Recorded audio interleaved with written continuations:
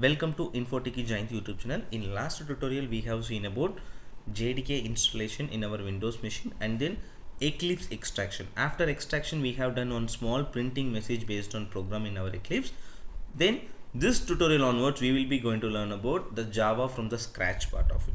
So basically before we are going to learn about the concept, we should know why Java has been created and then what is Java and then what all the additions are there and then futures of Java and then advantages of Java. So what is Java basically? Java is a high level programming language and then object oriented and then secure programming. So high level programming language in the sense in C programming we will have only core related functions, but in Java we have frameworks and then high level concepts like a multi-threading, exception handling, lots of different things are available. So because of that we can able to easily create rich internet applications and then mobile applications and then embedded system, API related, anything we can able to create it. That is the reason Java called as a high level programming language. And then object oriented, here in Java most of the things, 99% of the things are going to working under the object model. So basically what is meant by object model? It's very simple. It will give some more behaviors for our objects. But let's say one small example, in C programming if I'm creating a string and string s equal to normal info key, so that info key will be going to store into the yes, that's it.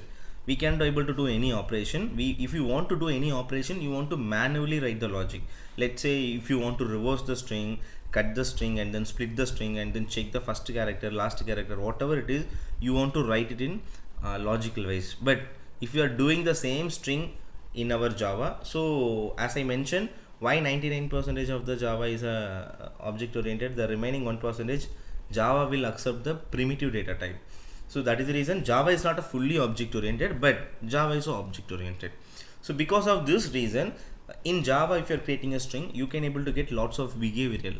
So that means lots of functions you can able to get it.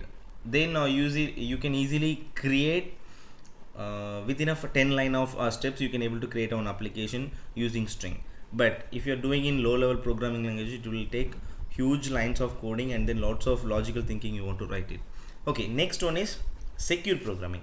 So basically Java is a pure secure one because we are having everything is a JVM based on running. So if you are trying to create any hacking line, any other person is trying to create some other unwanted lines in our program, surely JVM will not allow to run the program, because JVM will be checking the each line of the line whether it is there or not in our Java. Once it is there, then it will get compiled, then it will be giving the response to you. Otherwise it will never give some results to you. Then why only because of JVM? No, there is some pointers also not available in Java. So if you are not using pointers, you no need to worry about the memory location.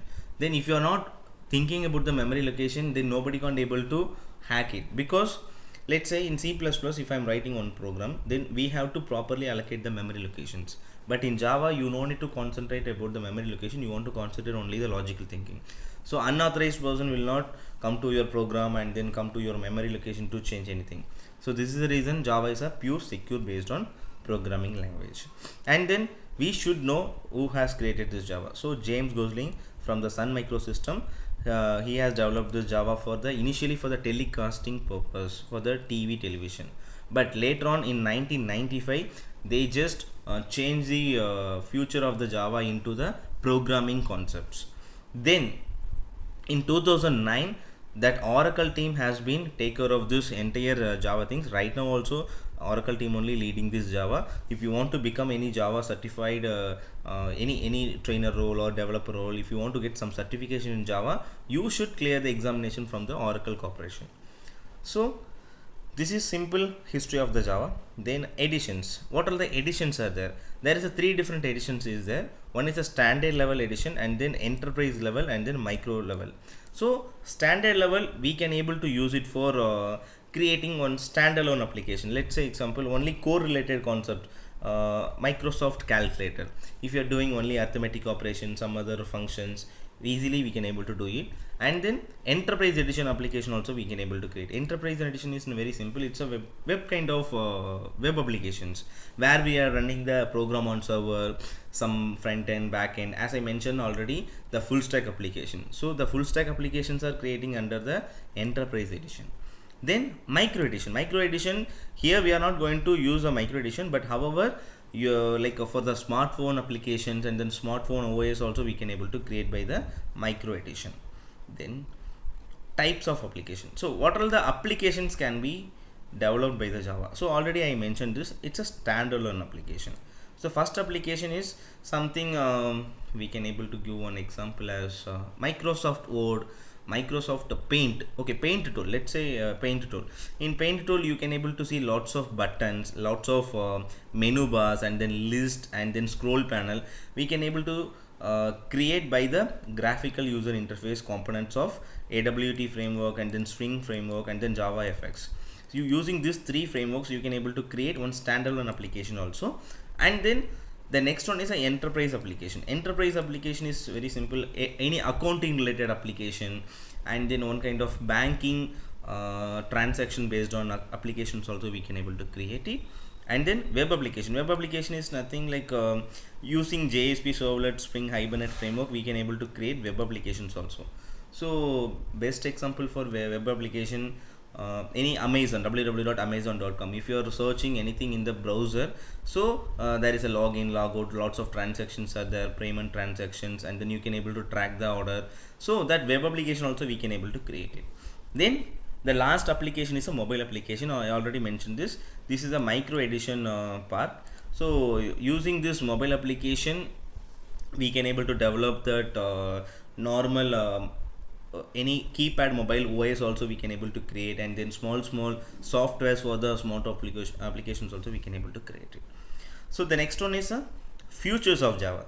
So what are the futures? Surely as a fresher, if you want to get some company as a fresher role, the HR surely they will ask this question: what is the futures of Java?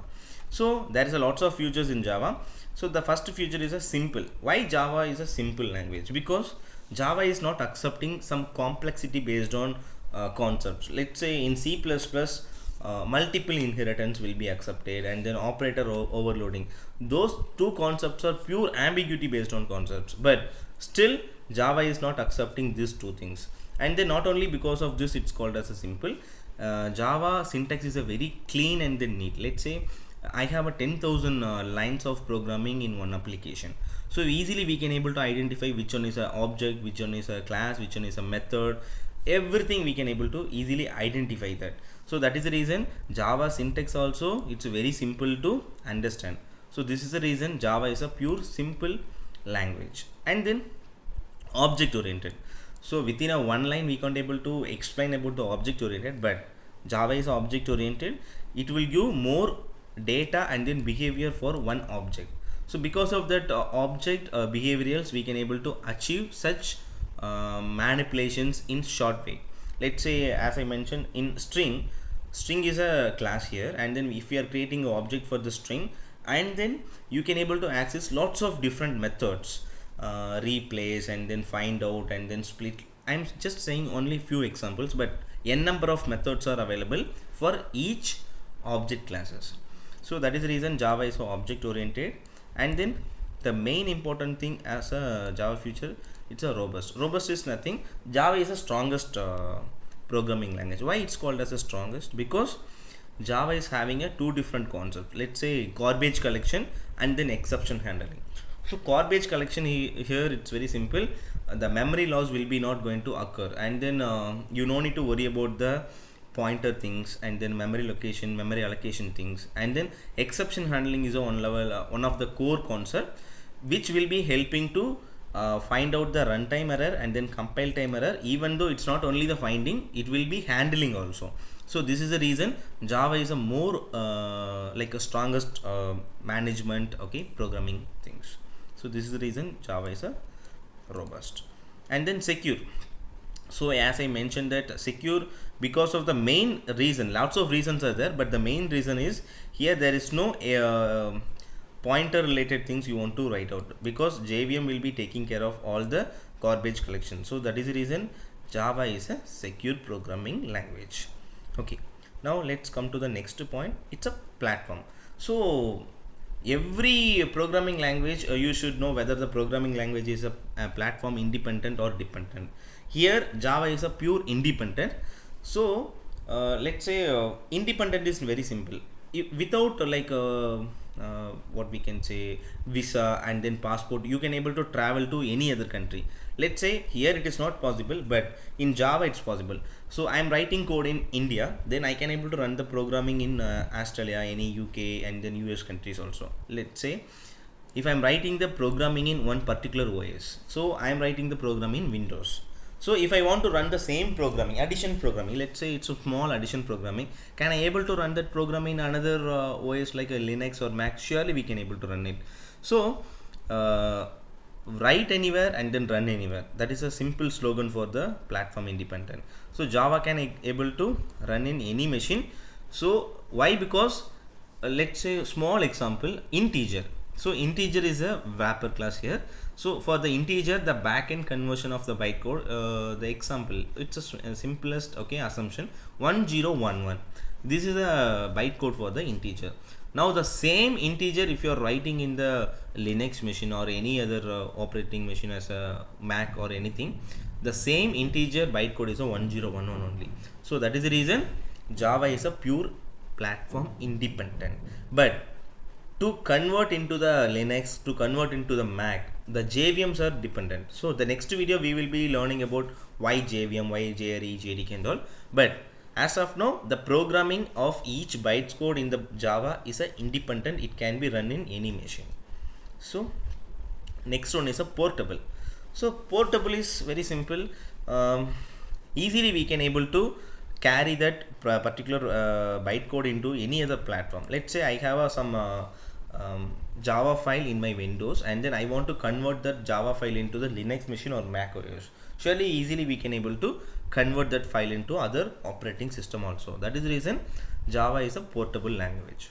And then the next one is high performance. So here why it's called as high performance, because it's not like other programming language. Java is having some interpreter oriented running also, and then compiler oriented also. So we are using Eclipse. So as I already mentioned clearly, Eclipse is one kind of interpreter compiler. Let's say while you are typing the program itself, the program will convert, and then that human code convert into the bytecode, and then bytecode will come to that response to the human response. So everything will be ready. Let's say if I am writing the program as addition, so I am just writing, not running the program. While you are writing itself, the programming will be converted into the bytecode. So that will be going to done by the our interpreter. So here just-in-time compiler, it's a part of one kind of JVM. So that JVM will be helping to do this. And then the next last one feature is a multi-threaded. So basically Java will be accepting the multi-threading related concepts also. So we will be learning this multi-threading in different video, because multi-threading is a huge biggest concept, so we can't able to learn it right away. But multi-threading also can be acceptable in Java. So this is the reason Java is a more popular language, and then Java is a high level language. Yeah, that's it. Thank you for watching.